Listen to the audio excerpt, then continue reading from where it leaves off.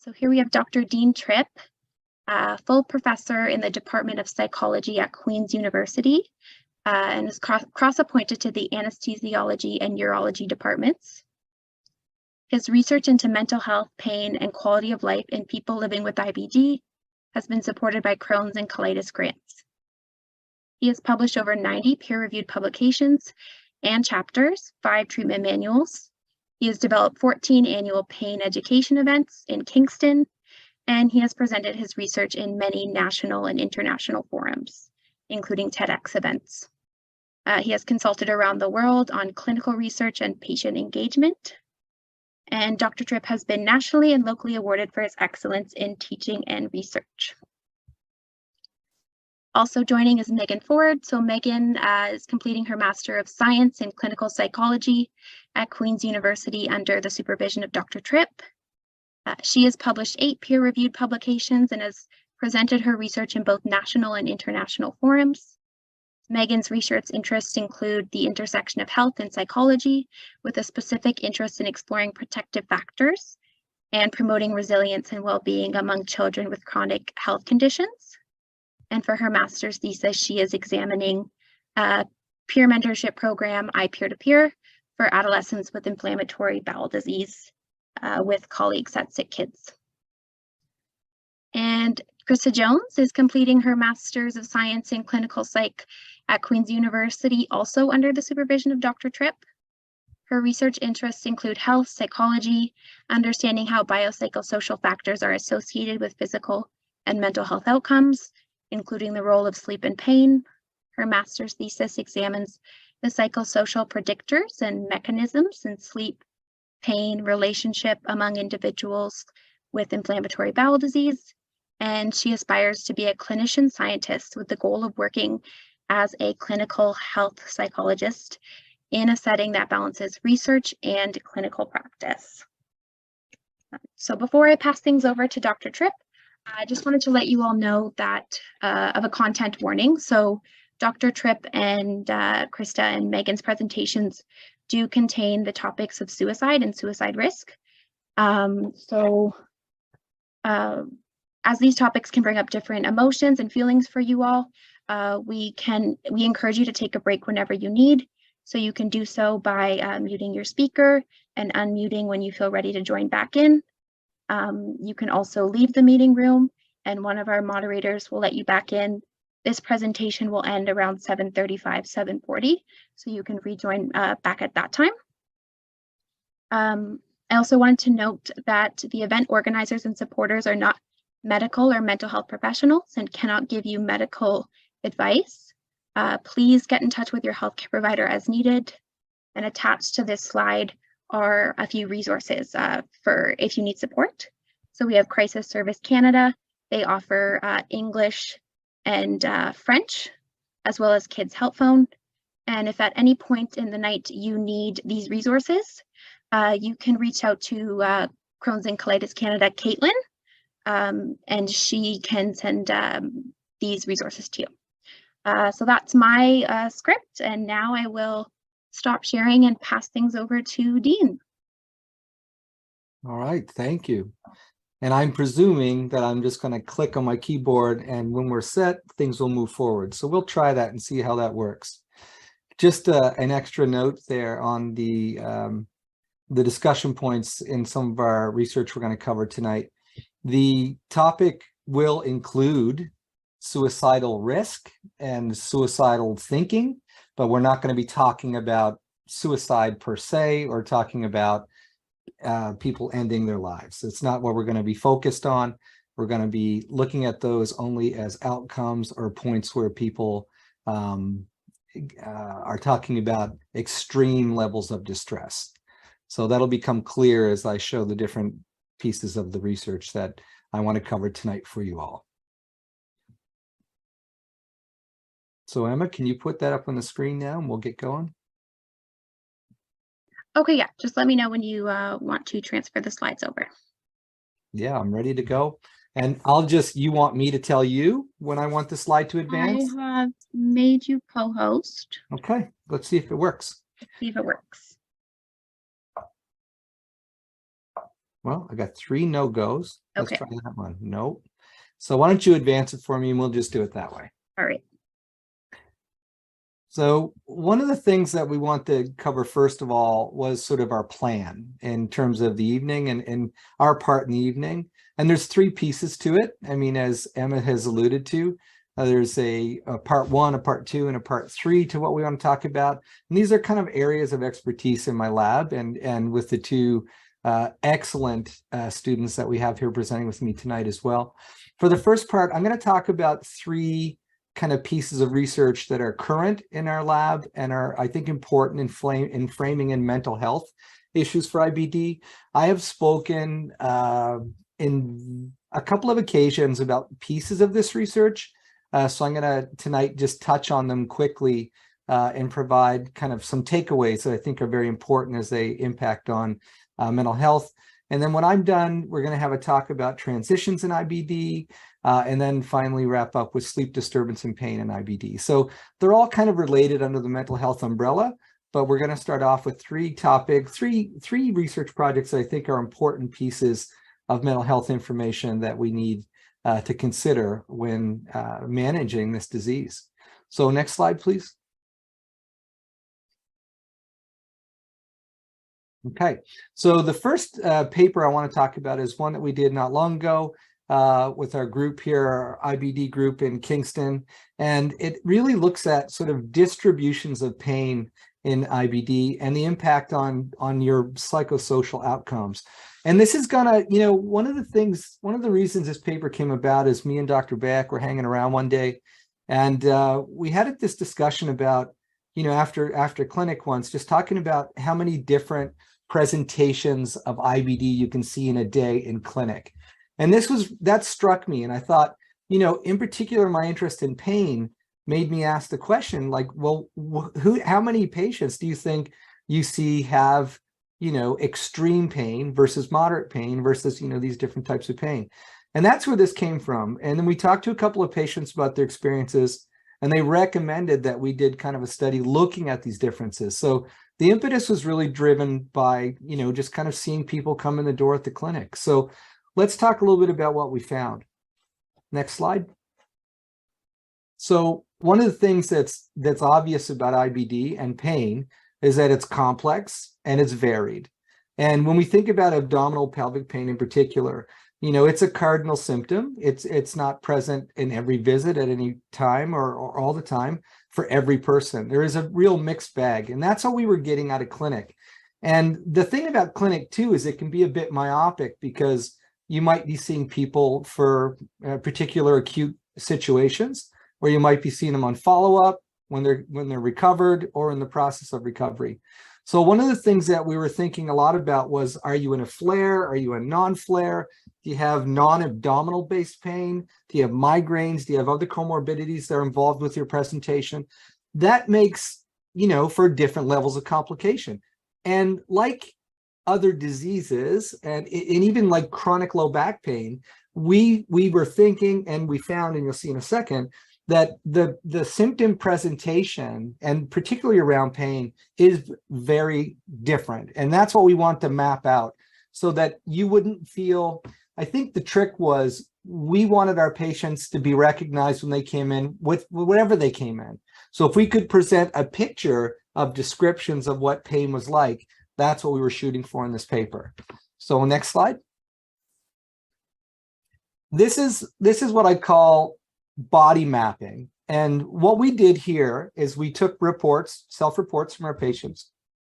And on this body map, and it didn't look like this. This is what it looks like colored in, and I'll explain it in a second. But on this body map, they were able to, you know, select quadrants that are marked off on the body with these numbers. And they were able to kind of give us a pain rating or a distress rating for each area that they had these pain concerns in. So not only could we map out the pain, but we could get a quantitative response as well. So we could get a number with it as well. And one of the things that we, you know, when we map body like this, we're kind of looking at what a phenotype is. And a phenotype is kind of like a grouping, you know, kind of a different way to look at things. And what we found from our patients' reports, and I think we have over 300 patients in this study, is what we found. And if I'm not mistaken, we recorded this data over probably about 6 months. So it wasn't just like it was all at one point of the year where you might have more pain or discomfort, let's say in the, in the dregs of February versus like in June. So we covered, in through some cold into the spring. So we had a bit of a different perspective. And what we see here is 3 different profiles. And what's neat is they basically break into 3 different pieces, like almost 33% endorsed similar profiles in these phenotypes. So phenotype number 1, excuse me, just fighting a bit of a cold, is IBD pain only. And you can see here on that body map, you have kind of a concentration, and red would mean a higher concentration of pain than yellow. But you can see here a concentration of abdominal pelvic pain and buttock pain in that group of people. And that just showed us that a lot of people will show up to clinic with pain specific, organ specific kind of distress or pain. The second phenotype in the middle is a group that had those similar complaints, but had other body complaints: neck pain, shoulder pain, ankle and foot pain, thigh pain, knee pain, buttocks again was part of that presentation. And then to the far right on the slide, we see our group, which we registered as kind of more the most severe type of pain experience that came in. And here we have not only the abdominal pelvic pain, but migraine, back pain, leg pain, buttock pain, foot pain, hand tingling, shoulder pain, and upper trapezoidal pain. So we had a whole variety of sort of what we would call tension associated pain and or chronic pain. And we could break this down further, but the beauty of this is to say, look, all kinds of people come to clinic with all kinds of pain issues. And that had never been reported before. So we're very happy to present that for our patients. Next slide. So this is one of the takeaways. And if we look at those phenotypes, remember the third phenotype was the one on the right that really was lit up with a lot of red. And when we think about pain experience or level of kind of anxiousness about pain, which some people call pain catastrophizing, depression scores, or even sort of quality of life with IBD symptoms, you could see that the pain group that had the most and diverse pain had the worst scores on all of that. And that just, I know that clinically makes sense, and I think intuitively it makes sense, but this is the first data that really put that together, saying that you're going to have more difficult presentations in clinic, and you're going to have less difficult presentations in clinic based on pain scores and how that impacts a person. So this was a really important thing for us to start off with in the series of papers, because it showed that distress and cognitive processes are intricately involved with lower quality of life and higher pain experience for our patients. Next slide. This was another paper, and this to me is a fantastic paper. It tells so many stories. I won't be able to get through all of them, but it's relatively current. And this is a paper that's going to model the progression from what I'll call symptoms to depression and or onto suicide risk. And again, suicide risk, that means ideation. It doesn't mean active behavior or, the act of suicide. So let's go into the data slide next. I think there's a little description first. Yeah, and this for me is just an explanation of why we found this to be so important. So on the tail end of some of the work we did with pain, we started to look at the distress linkage between symptoms and IBD kind of outcomes that are associated with mental health. And one of the things that we found is that the identification of the worst case scenario was not really out there in big numbers. And no one had really looked at these areas where people are a little bit afraid to look at or a little bit afraid to talk about, which is, heavy depression and thinking about wanting to end your life. So we said, and patient groups that we have been speaking to and patient partners that we work with in our community said, look, this is important. Like, this is something we should be talking about, not kind of glossing over. So we went after it. We put together some ideas and we put out a survey. Next slide. The results of the survey come out in this model. And if we think about this model, and it's not linear, like it doesn't happen this way, but this is one way to kind of tell a model. And this is why I say it's a progression model. If you look on the left, you'll see IBD symptoms. If you look on the far right, you'll see suicide risk. And in between there, you'll see depressive symptoms. And what's really interesting about this model is it does give us an idea of some of the variables that are big factor players in here that are relevant to a variety of other pain conditions, other medical conditions, but have not been looked at yet in IBD. So when we did this study, if you can just click, Emma, there should be a box that comes up here. We found that over 41% indicated of the patients that we surveyed, and this was a nationwide, actually North American-wide sample done primarily through social media outlets and support groups like Crohn's and Colitis Canada. So we had a very, wide-ranging sort of sample that we could draw in from. And we had, if I'm not mistaken, well over 700 to 1,000 people in the study. And one of the cool things about this study was that people didn't hold back. Like, they indicated that, at around 41%, they had enough thoughts of harming themselves and being so distressed that it was, considered what we would call a suicide risk. So it's a little elevated, and we worry about that when we see these types of things. But if we look at the progression, you can go from symptoms, which include a whole cluster of the IBD, classic IBD symptoms, to body pain, which is, of course, an IBD symptom. We had included shame as a psychological factor that was involved with that body of research. And we see that they connect to depression and depressive symptoms. What was interesting is that the depressive symptoms then connect to like a next level, which is variables that you may not have heard of, like psychache, which is kind of just like mental pain. Like it's like this infuriating, aching mental pain. You just want it to stop. It's hard to explain outside of that. And then something down below, PB, which is not peanut butter, but it's perceived burdensomeness, which is, in other words, the burden that you think you are to other people. Although it may not be true, the burden you think you are. And it's that combination of helplessness, feeling that psychological pain, and that burden that you think you are to other people that increases that potential for having a risk of having suicidal ideation. And this is really important to us for a variety of reasons. I'm going to circle back on it, but it really was the first literature, the first paper out there that looked at that. And I think that's really important statement because this was driven by communication with our patients. And I think this is an important statement about how we should look at being cautious when we see these types of variables in our patients. Next slide. And there's a French version to that. The last little piece of research I want to show here, and I'm going to go over it pretty quickly. We were very interested in the factors of resiliency and how resiliency could be a player in trying to help us understand, from a positive psychology perspective, what we can help people do. If we can see resiliency have a role, then we can talk about building resiliency in our patients. So let's go to the next slide. And really what we wanted to do was map out this kind of relationship. If you look at childhood trauma over to suicide risk or depressive symptoms, we know from a lot of external literature to the IBD world that that relationship exists. For some people it's strong, for some people it's less, but it basically exists in the literature. And we found that that existed in our literature as well, where reported childhood traumas would be associated with greater risk of suicidal ideation. What we also mapped in here is, if you think of childhood trauma, and I know I'm pointing at my own screen, I apologize. But if you think of childhood trauma going up to resilience, and resilience going over to depressive symptoms, and then that coming down to suicide risk, what we're seeing is this kind of relationship between these variables that was a little unexpected, but makes sense. We were hopeful that resilience would directly impact on suicide risk, does not.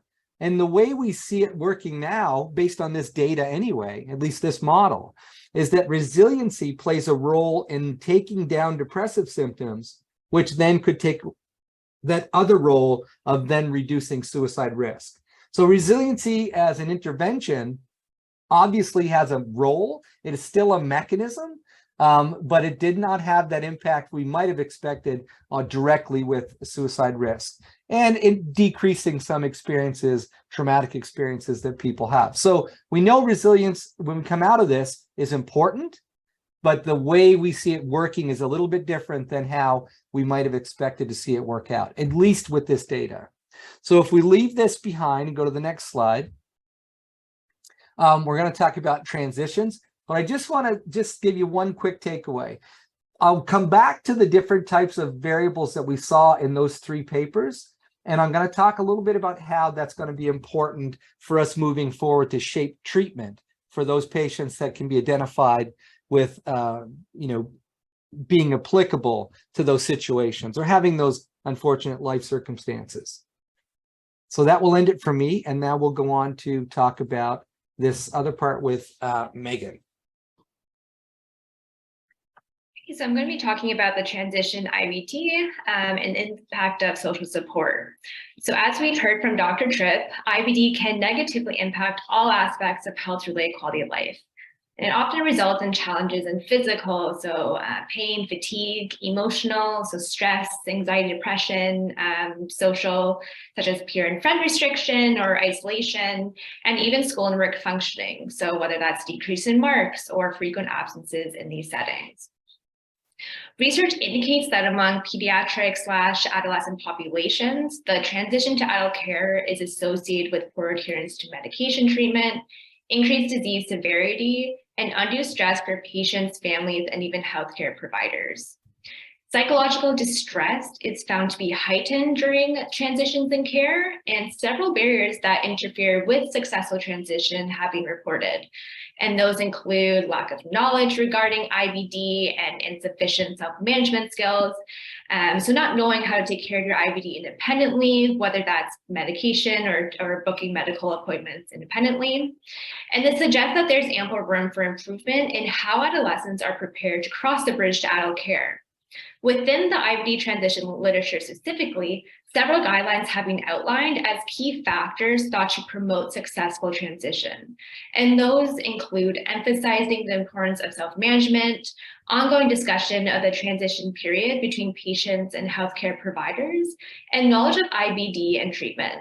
Next slide, please. Currently, there's a lack of evidence-based interventions aimed at improving the care of transitioning adolescents with IBD. Moreover, access to evidence-based gold standard psychological intervention and emotional support specifically for IBD is a major care gap amongst individuals living with this chronic disease. Individuals with IBD have identified the importance of social support in managing their disease and promoting positive outcomes. Peer support programs have also been associated with improved health outcomes, including health-related quality of life, self-efficacy, self-management, disease knowledge, mental health symptoms, and social support.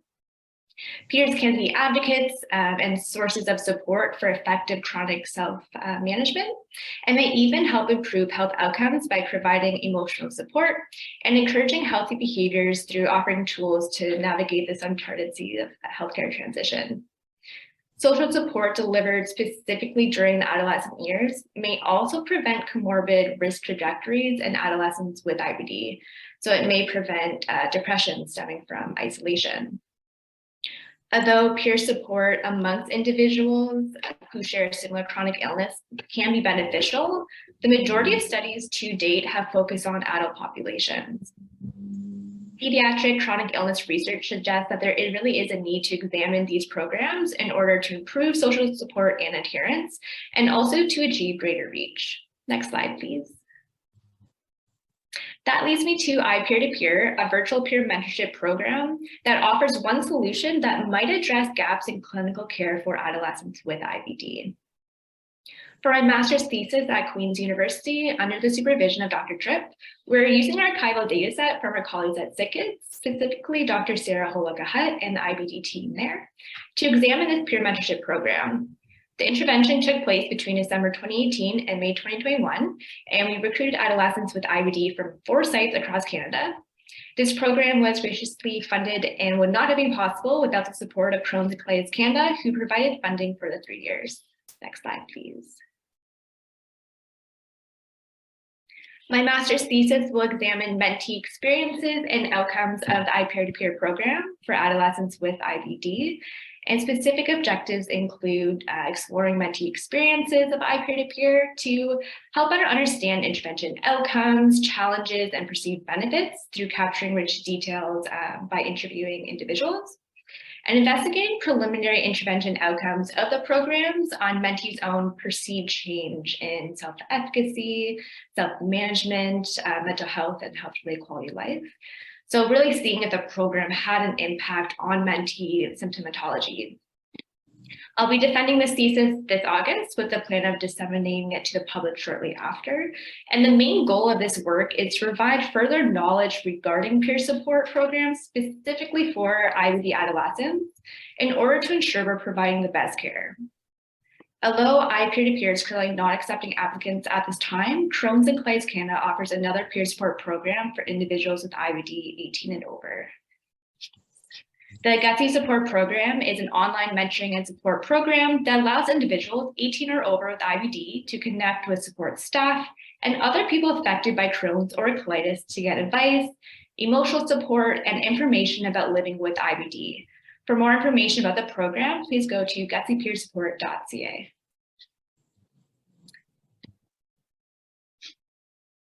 Okay, so now I will be talking a little bit about sleep disturbance and pain in IBD specifically.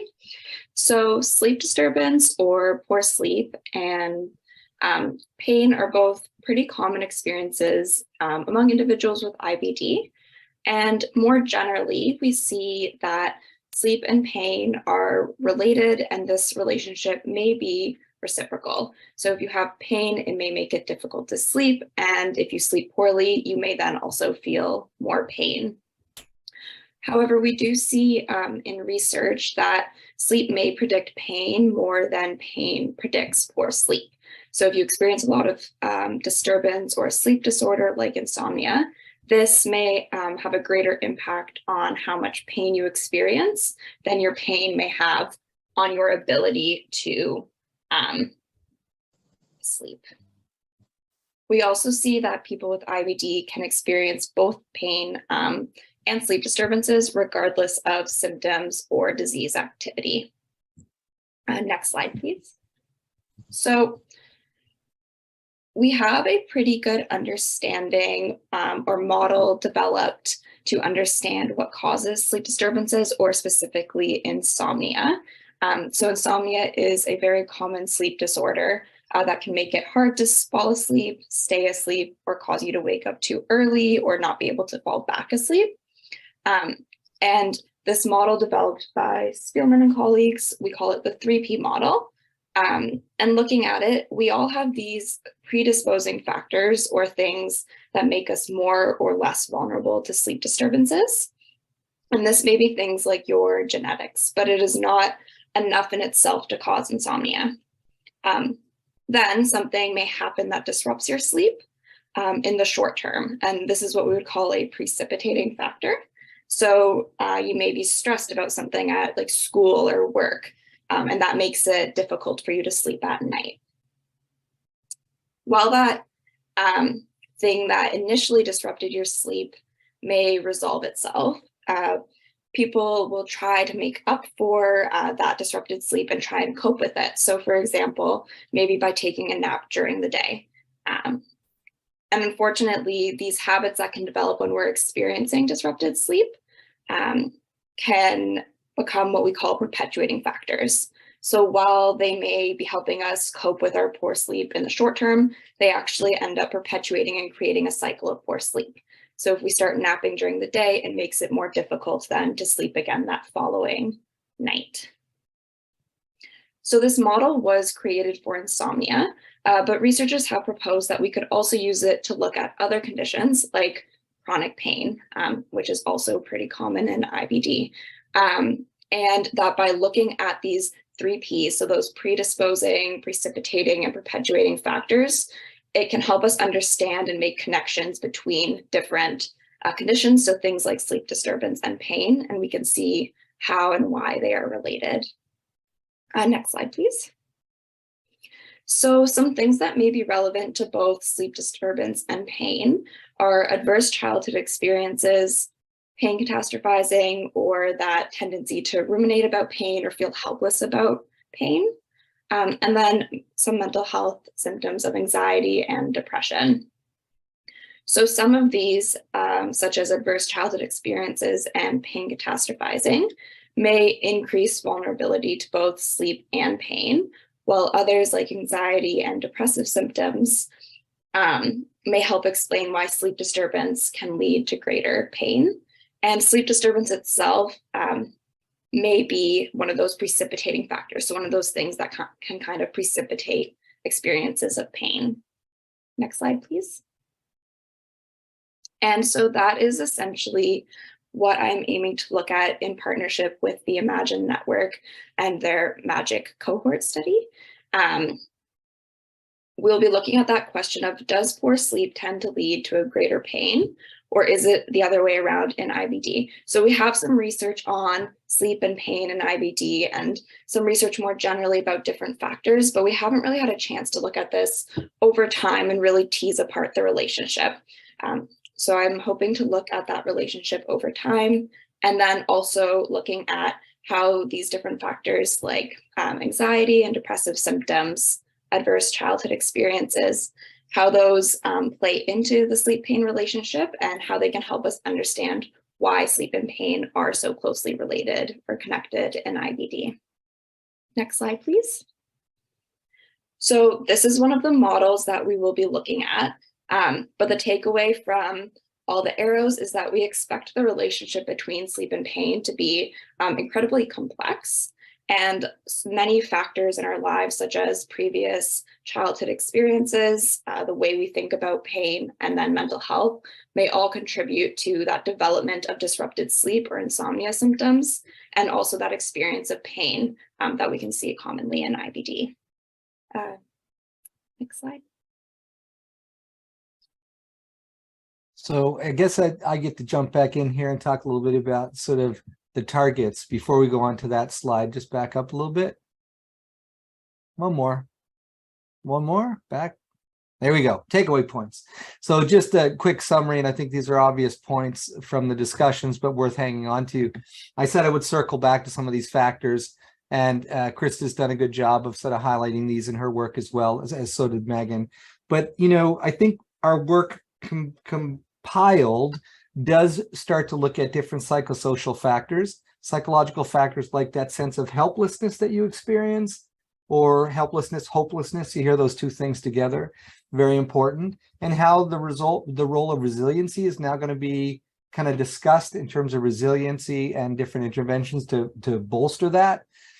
Mental pain, I talked about psychache. I think that's a very important thing for us to kind of get our heads around, and the burden that we put on ourselves when we think about how other people see us.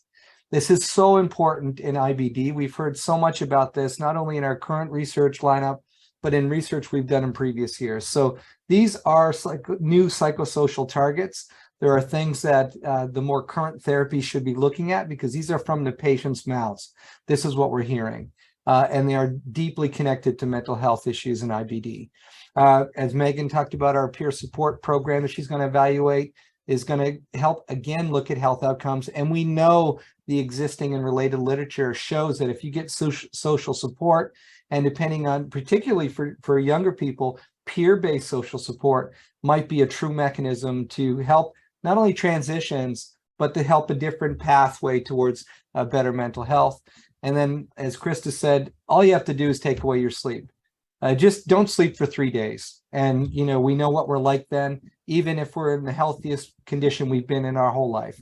So if you don't have proper sleep and you have all these different sort of medical and or psychological factors that are going to play with that, Krista's job really over the next 5 years, and that's what I'm going to say, next 5 years of research, not the next 2, is to kind of try to untangle that for us in IBD. So I'm looking forward to seeing how these things play out in the future for sure. Next slide. Now, there was a little discussion about resources to help you manage your pain and mental health. And I just have a couple of quick points that I want to kind of hit on before we transition in our talks. So the next slide here will show us, you know, treatment for pain, and really treatment for anything should be personalized. And we're looking at, you know, personalized medicine in the next couple of decades for sure. But if we think about pain and we think about where pain comes from, that's what you have to start thinking about. And anytime that our group starts to kind of conceptualize an individual's distress, we start to look at the person first. We don't look at the models. We don't look at the way the literature talks about it. We look at the person. So when Megan comes in for treatment and assessment, we talk to Megan and we want to know the individual. And it's important to understand that because there's different things that people will do and can do, and some things they shouldn't be doing. And that depends on who you are, what stage of disease you're at, surgery, post-surgery, medication compliance, and a whole variety of other suites. And that kind of, slide here describes a little bit of that variability. So there's a whole bunch of different things that can be done, from psychological and physical therapies. We're going to hear more about that tonight with, different types of body approaches as well, which I'm a big supporter of, and building support systems. So all of these can be factors in helping someone get better when you're thinking about pain. Short-term and long-term. Next slide. Just in regards to pharmacological management of pain. Now, I'm not a prescriber, so I can't talk about dosages and I can't talk about, contradicting medications.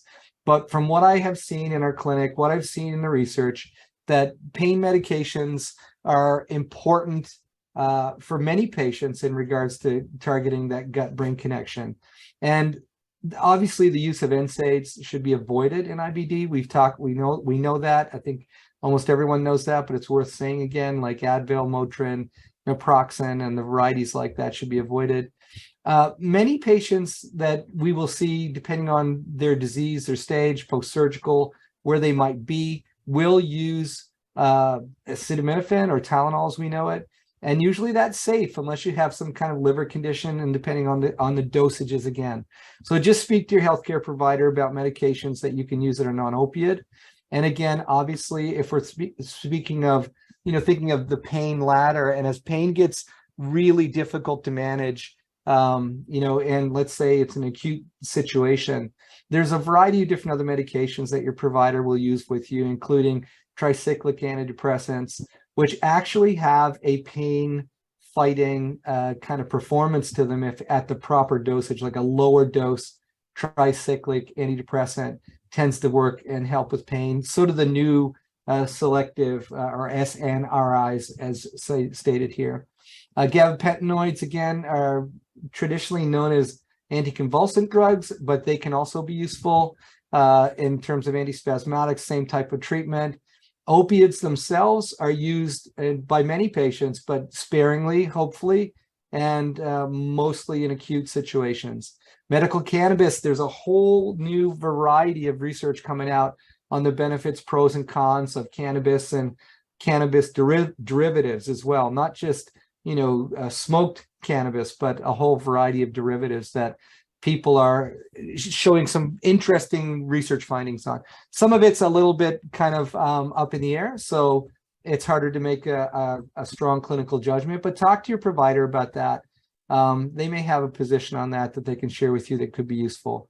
So I think it's just important to understand that managing pain and managing your mental health is important. It comes down to a psychological factor. It comes down to a management factor from therapy, talking therapies, to physical therapies that we're going to have another great exposure to tonight, and also that kind of social work that Megan is talking about, and the interplay between your biology, and I think Krista's example of sleep and pain is a perfect model for that. So next slide, please. And just to reiterate again, this will be in the slide deck, so I'm not going to go through all these sorts of things, but there are options here, including, what to do and some tips that Krista has put together here that can help promote better sleep. So there's a variety of, I would say, take this, make this a list. If you're having difficulty with sleep, just check things off. Like, look, oh, I don't do that well. Oh, I could do that better. Maybe I need to change that. My big thing lately is just get rid of the blue screen. You'd be surprised how much quicker you go to sleep when you open up a book, as opposed to scrolling through reels on like Insta or like, Facebook, hitting up your Facebook page. So I think the idea of getting rid of blue screens and kind of making bedtime a routine like you would with, children, make it a routine, is very, very important. So those are just some highlights for me, but, please feel free to read through that list. There's a variety of other ways to kind of get connected, and here's some more resources that we would refer you to look at. So take a peek at those when you get a chance. They're valuable, and thank you for putting those up there. I believe that's my last slide.